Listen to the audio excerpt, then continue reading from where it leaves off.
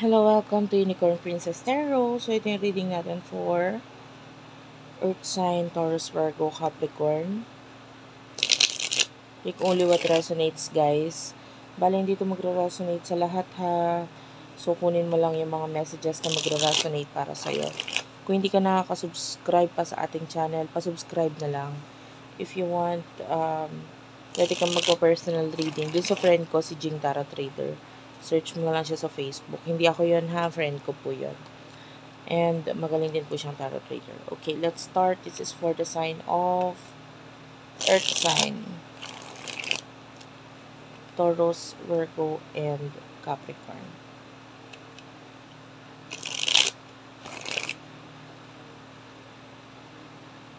Start na natin ang iyong reading.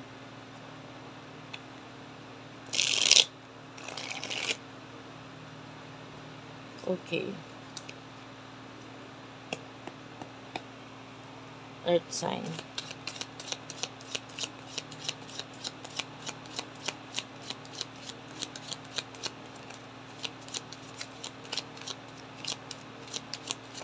This is general love reading. Take only what resonates.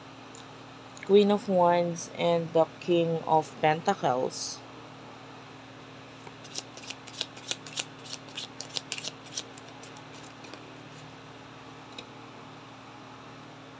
King of Wands, wow. And the Magician. And at the bottom of the deck is the King of Swords. Ayan, wow. Puro King and Queen ang lumabas. And the Queen of Swords. Oh, wow. Yung iba sa inyo, ikaw ay might be a person na it could be a boss or someone na nasa mataas. You could be a person na yung iba you could be an entertainer with the magician, or maybe you do have also um YouTube channel or TikTok, whatever, no? But nakikita natin ikaw yung tipo ng tao na nasa mataas na posisyon, or it could be a person na laging nasusunod. And because you have the king and queen here as your main energy. And nakikita natin na yung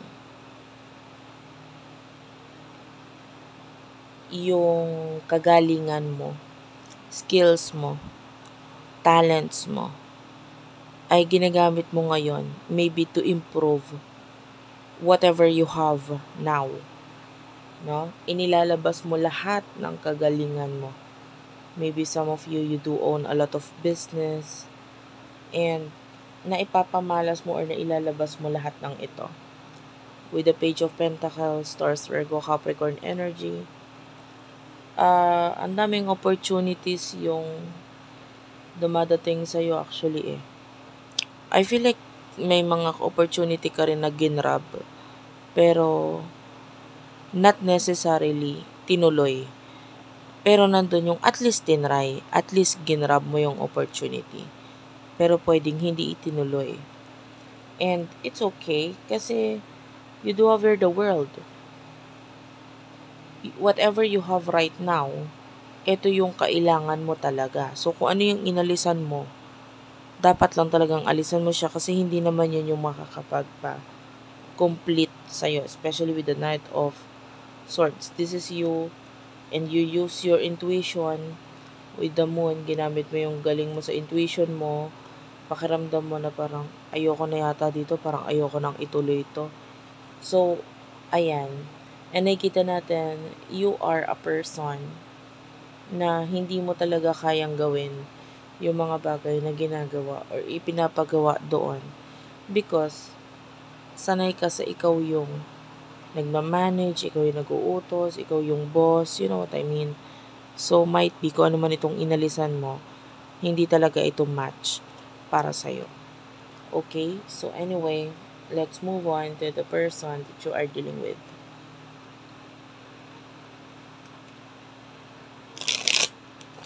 Sino tong person na kakonect ni? Earth sign.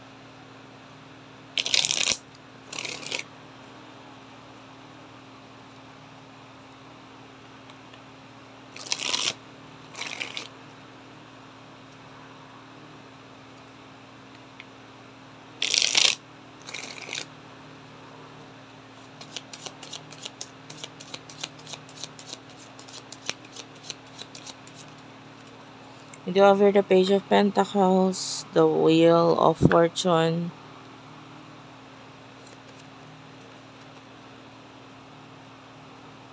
Four of Pentacles. Pwedeng may pagkakalayo sa inyo. The World is at the bottom of the deck. So, pwedeng may pagkakalayo sa inyo nitong person na ito. Could be someone who is younger than you. I feel like may gusto siyang ibigay or may gusto siyang i-offer sa'yo. Okay lang kahit hindi, guys, ha. Kung hindi man younger sa'yo, maybe pagdating sa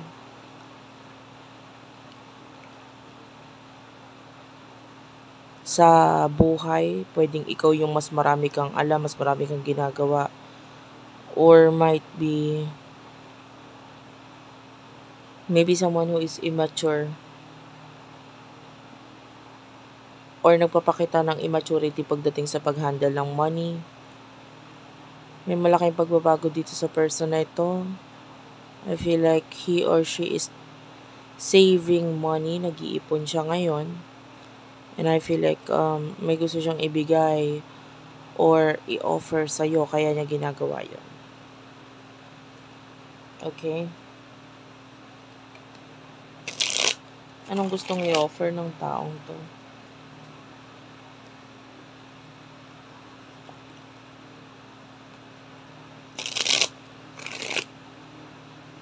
Yung iba, you could be in a relationship. Pwede rin namang wala.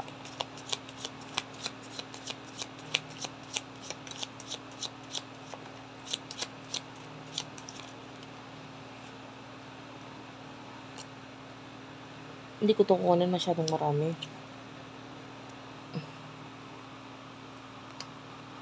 The Four of Wands, Four of Cups, Five of Wands, and Two of Cups, Six of Wands, and Ten of Pentacles at the bottom of the deck.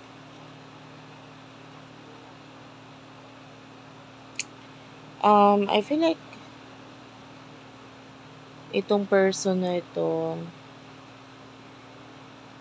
parang hindi pa siya sure kasi parang feeling niya magiging mahirap. Gusto niya lang i-offer or gusto niyang ibigay. So, kaya nga ngayon nag-iipon na ng taon to.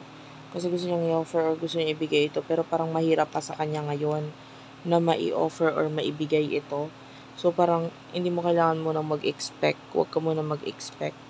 Especially for some of you, malaking halaga yung kinakailangan bago ito maibigay or mai-offer sa'yo. So, medyo, at saka yung iba sa inyo pwedeng may mga nagagalit or may hindi approve sa side niya kung bakit hindi niya maibigay or mai-offer ito.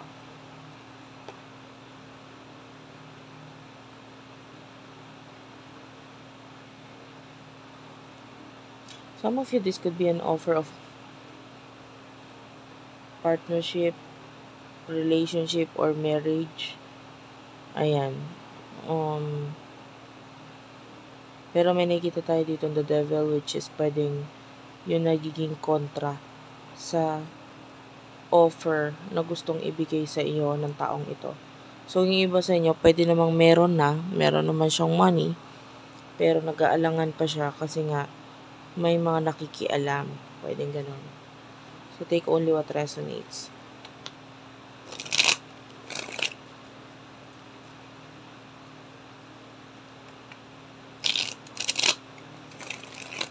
Anong emotions ng taong ito for you? Emotions niya para sa'yo.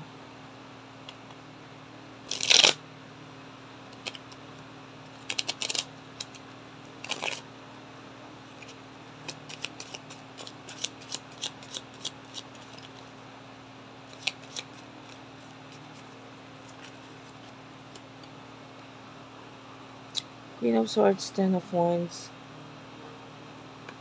Seven of Cups,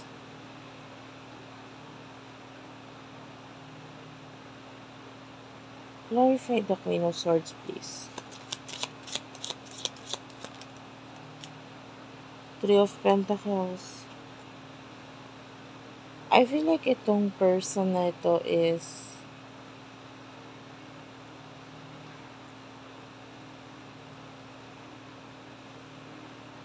some of you nahihirapan siya.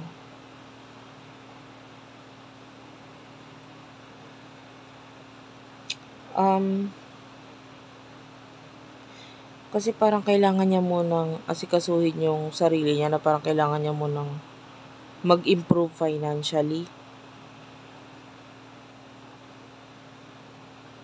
I feel like importante or mahalaga ka sa kanya. Especially with the Ten of Wands here. So, importante or mahalaga ka dito sa taong to. Pero, with the Seven of Cups, siya kasi yung tipo ng tao na parang gusto niyang ibigay lahat ng best para sa'yo. And hanggat alam niya sa sarili niyang hindi niya kayang ibigay lahat ng best para sa'yo, hindi siya makikipag-connect ng maayos. Like, kailangan niya munang i-improve ang sarili niya. This person is feeling sad. The Empress kasi you look good. Alam mo yun, yung parang nasasaktan siya kasi or nalulungkot siya kasi parang hindi ko kayang ibigay pa sa ngayon yung mga bagay na deserve mo na karapat-dapat para sa'yo. Yeah, this person wants to give you everything. Pero parang nakikita niya kasi parang ano pa yung sarili niya, masyado pa siyang mahina, pwedeng yung if you're dealing with someone na nagtatrabaho, yung parang hindi pa enough yung sahod ko to give you what you deserve in life. Parang ganun. So, what will happen in the near future for you, Earth sign?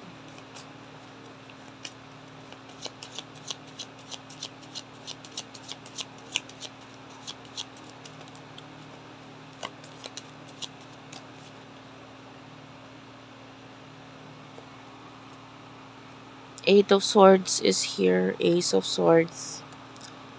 The Moon and the Six of Pentacles.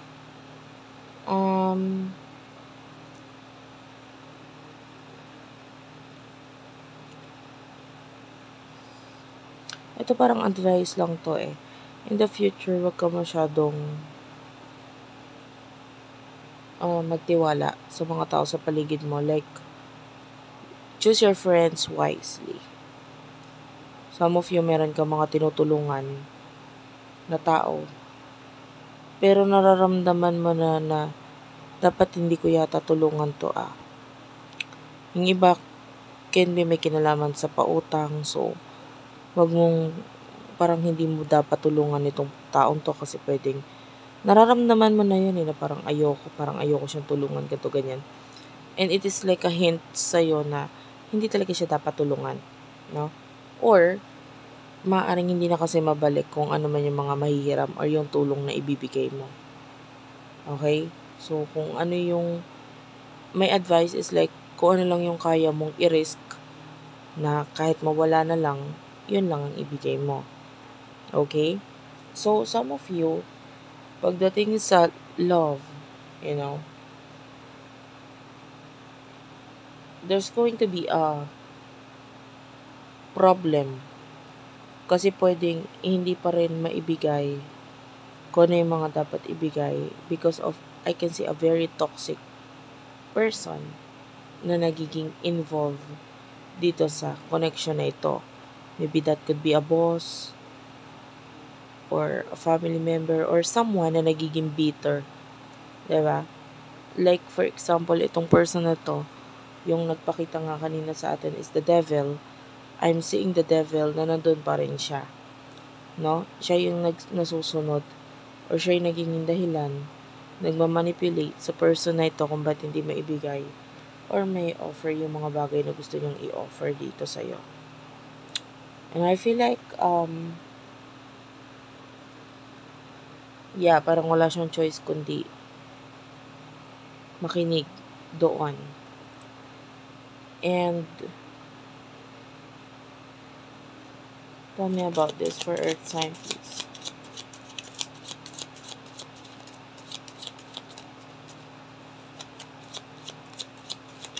So, talaga may nagdidikta dito sa person na ito.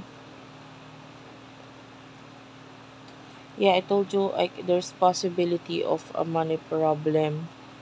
Lalo na pagdating sa career or doon nga, sa mga taong hindi mo dapat bigyan or tulungan. This is like money lost for you. Ayaw mo yun mangyari.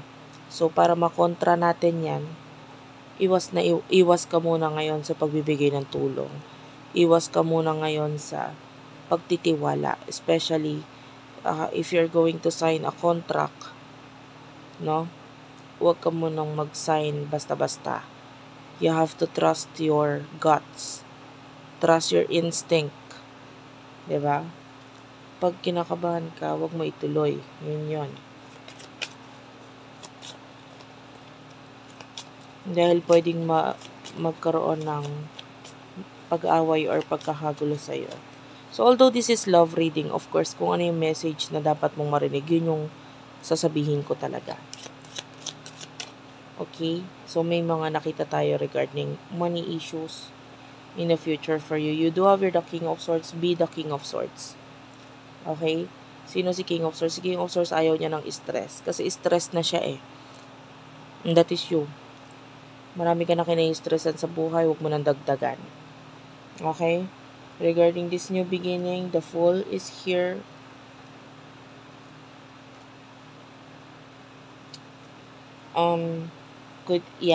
Ito na nga.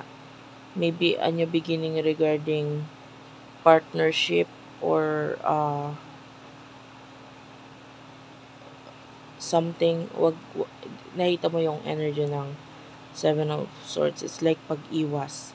So, kung ito lang, itong new beginning ito, kailangan mo mag-take ng risk or kailangan mo makipag-partner, umiwas ka dito. Okay? There's an offer for you na paparating.